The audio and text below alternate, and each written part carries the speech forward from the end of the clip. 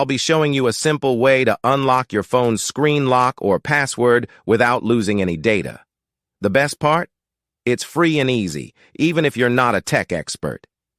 Before we begin, I'd like to mention a small disclaimer. The method I'm about to show you is 100% legal, safe, and free. We won't use any type of hacking or illegal bypassing method to unlock your phone's screen lock. Moreover, the phone will not suffer any harm or damage in any way. With that said, let's start. You can unlock your phone's screen lock or password using a special code. Here's how it works. First, tap on Emergency Call, then enter the code.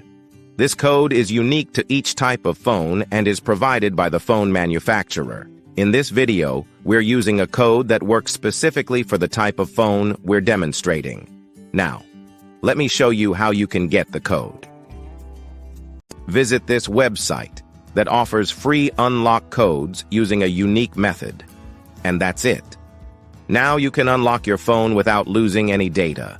Until next time, take care, and I'll see you in the next video. Bye for now.